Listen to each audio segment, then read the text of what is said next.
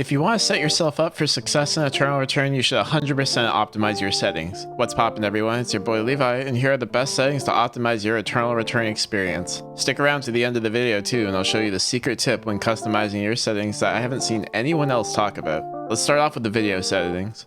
For the sake of this video, I'll be resetting all my settings to default. If you've seen my short about the Eternal Return Keybindings reset, you'll know I play on some odd settings. Enough about me though. This is about making the most optimal output for you. In the video settings, if you have a weaker computer, you'll want to turn VSync off. Insert technical jargon here of why. If you find it's hurting performance, then turn it back on. I'm not really a tech guy. I'm sure someone in the comments can explain what VSync does. Just toggle it on and off depending on what you need. You'll also want to turn off camera shake. I don't know why this is a setting in the game. It's never helpful. To my knowledge, your camera will shake slightly with different effects of the game, like as in you take damage. I guess if you want a hardcore immersion experience, you can keep it on, but I don't know why you would ever want this. Next up in the game settings, this one's for the Cobalt Protocol players. If you want to banter with your enemies, or say hi to a player you recognize, turn on the Enable Cobalt Protocol All Chat. This will let you type between your team and the enemy team. You can do this by pressing Shift-Enter to open up an all chat window, or by typing /all before your message. Next, scroll down to Advanced Settings. I recommend checking the Expanded Map Character Movement option. This lets you press Ctrl and move around your map. You can look to see hunt timers in other parts of the map this way, or look to see where objectives are spawning. You also want to turn on Enable Auto Loot. Auto Loot makes it so it'll try to loot the items from your save plan into your inventory when you open a box. This is good for players who play on high ping, as the auto loot will be faster than clicking each item. However, this is good for all players for when your inventory is full and the item will loot into your inventory as you're crafting items making space. It also lets you look for food and SP in boxes, and the game will collect the items that you need. Don't rely on this if you're under 100 ping, I'd say. You should get to the point where you are faster to click your items than relying on the auto loot. Next up is Lock Scoreboard. This just turns your scoreboard into a press and hold rather than a toggle. I personally don't like having to press tab again for my scoreboard to disappear, so I keep this on. This is ultimately just preference. Then we have the Show Team Colors. This makes it so enemy teams have an individual color. It helps you let you know if a character is third-partying it or part of the enemy team. It will also tell you which team's cameras belong to which team. Minimap character movement is next. This one is also preference. This just makes it so you can move by clicking on the minimap instead of the ground. It's good for far distances. Some people prefer moving their camera to the spot they want and then clicking. Others just click the map. There's small advantages to doing the former, but it's mainly personal preference when used for long distances. Don't use it for short. The last enable is to enable character shadows. This is pretty self-explanatory. I have it on because I find that it helps me aim skill shots when characters have that extra layer of depth. But I'm also really bad at skill shots anyways, so what do I know? And let's talk about the first trap setting. Trap settings are settings that appear good, but really aren't. Auto equip is a setting that will change out the items in your inventory for a stronger one if you come across it. This setting is entirely based on rarity and not stats. This was a lot more problematic before we had adaptive stats, but it's considerably less now. There's only a few instances where this can really hurt you. While rare, it does happen that there are instances where you get a gold item that might not be stronger than a purple item, depending on the character that you play and the items that you need. It's better to just learn what items your character benefits from rather than slamming the gold item. I know we have the gold is gooder meme, but think for yourself a little bit here. There's a few more settings in the game tab, but we'll revisit that when we look at keybindings. Let's talk about the operator settings. This is the settings for Dr. Nadja. If you're a new player, she will give you tips about mechanics of the game and the flow of the game as you're playing. At the top, you can turn her off completely if you want, but if not, here's some helpful settings that I like. To start, I want to say that this should be customized to your liking.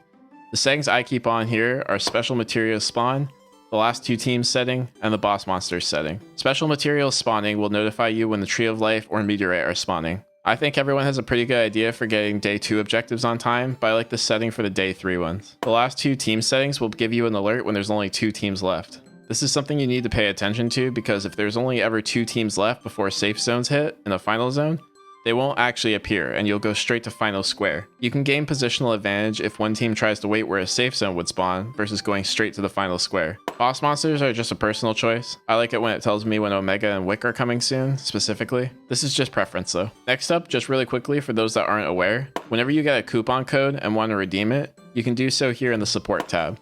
Just type in the code here. I give out NP codes at the start of every month, so if you want a chance to get one, this is where you would redeem it. Join my Discord or keep an eye out on my community tab to know when I post the codes. Okay, here comes the big one. Head up to the input tab. This is your key bindings. I'm going to show you all the important key bindings, and then I'm going to show you how to quick cast individual abilities. As stated, I reset everything to default, so here are the default important keys that you should be aware of. Of course, your abilities, weapon skill, and items are very important. Important to note that you'll need at least one item slot easily accessible so that you can eat food during a fight. Some characters might need more than one if you rely on SP drinks. There's another slot for cameras and traps, and then another slot if you're a character like Alex that uses multiple weapons. Adjust accordingly. In skills, the learn skill options are going to be how you level up your skill without clicking on them. I would get in the habit of doing this instead of clicking on the individual skill arrow. It's much faster by keyboard. If you've played League of Legends, you might be aware of the trick of leveling up an ability mid-cast for the bonus damage. If you're unfamiliar with this, it's a technique where when you're laning, you'll delay leveling up your spell until it's casted. This is so when you cast it, it uses the previous level's mana cost, but when it hits the target, it uses the next level's damage modifier. This is a good skill to have in League, where there's a lane phase and you're constantly trading. This doesn't do so much in Eternal Return. Next up is the self-cast section. This is for using spells on yourself. Get in the habit of doing this for heals and shields and such. It's much faster than hovering and clicking over yourself with the mouse. It also lets you stack abilities much quicker for characters that have multiple self-casts. Last of the skills section is the quick cast skills. If you normal cast your abilities and want to have the option to also quick cast your abilities and not have that be the default, you'll want to set these keys here. Alright, listen up. This is how you quick cast individual abilities. By default, the quick cast is on shift, so we will use that. If you normally play on quick cast but want to normal cast a specific ability, make sure these are set to your default QWER. Then make sure your regular controls are shift QWER. Then you just swap the ability that you want to make quick casted. This will make it so that you have quick casted abilities but also normal casted ones. If you don't want them to be normal casted, but want one of them to be quick casted with indicator and the rest have no indicator, you do the same thing, but turn on the quick cast with indicator here. The quick cast with indicator button only applies to the key bindings above and not all your key bindings. This will give you quick casted abilities as well as quick casted indicator abilities. You're probably wondering what the advantage of this is, and it's if you have a particular spell that's like a Dina W that's kind of hard to aim, you can line it up better without losing time on all your other abilities. Alternatively, if you just want all normal casted abilities and one quick casted ability, you can just swap the QWER and shift QWER and do the same thing. Just note that you won't be able to use the quick cast with indicator this way.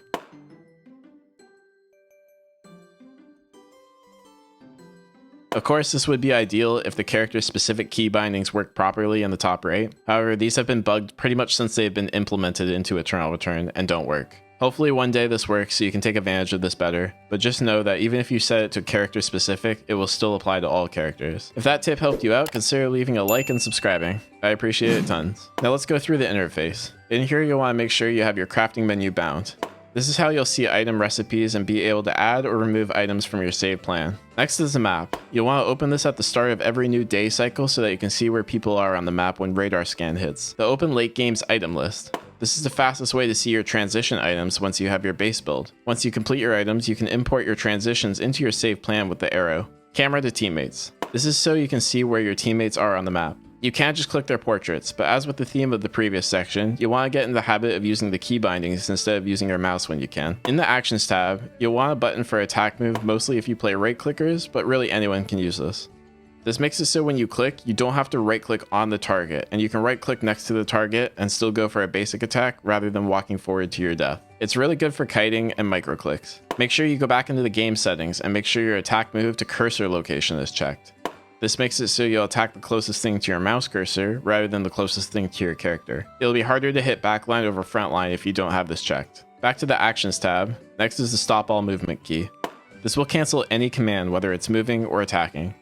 This is good for hiding in bushes if you want to let a team pass by or if you're trying to sneak around corners. I like this because it stops all your commands. If you notice below this one, there's a Stop Movement key. This will only stop movement commands. If someone walks into your attack range while you have vision of them, you'll begin attacking them if your auto attacks are set to default. This can really screw you over if you're hiding from someone. Once again though, head back to your game and make sure you have the auto attack settings to your liking. You can avoid basic attacking someone in your vision by changing this setting down here. I personally use default because I like being able to force stop my basic attacks. Setting the auto attack to default also means you won't basic attack when after crafting or looting boxes. If you set it to always, you'll always basic attack unless you're mid-craft or resting or at a kiosk. Once you finish the action though, you'll start attacking things in range. If you set it to never, you'll never basic attack unless you input the command to. Next is the rest command. This is how you heal when you're low health and out of combat. Just press it to sit on the ground and you can save some food. If you're playing a pistol, assault rifle, or sniper character, you'll need the reload key. Your weapon will reload by default after running out of ammo, but you don't want to be starting the fight on anything less than full ammo. Make sure this is bound. Speaking of ammo, back in the early days of Eternal Return, throw and shuriken weapons also had limited ammo usage. You couldn't reload on them though. They recharged over time. Let me know in the comments if you remember those days. Lastly is the quick craft. You'll 100% at least need one quick craft bound. This is so you can craft your items. The quick craft 2 to 5 will craft their respected craft order number. I know I've been saying keybindings are faster than mouse clicks, but this is the one exception. Because you can take the time to hover your mouse over while crafting a different item, you don't necessarily need these bound to a key. It is slightly faster, but it's not entirely necessary. Last one here at the bottom is the target players only option. This makes it so that you can only right click on players. This helps if there's an animal nearby or a loot container or air supply that you don't want to right click on instead. It is kind of tough to hold down this button while fighting an opponent. If you find that to be the case, head back into the Games tab one last time so you can check the toggle target players only option, and this will make it so you can toggle the setting on and off rather than holding it down. Do keep in mind that if you find yourself not being able to click on things, this is the first thing that you should check. I've accidentally left it on and freaked out because I couldn't click anything on the map before. The last input is the pings. We have different types of pings in Eternal Return. Your standard ping by holding Alt and left clicking. However, if you move the mouse in any direction while holding Alt, you'll get 4 other options. If you do the same with Control, you'll get 4 personalized pings as well.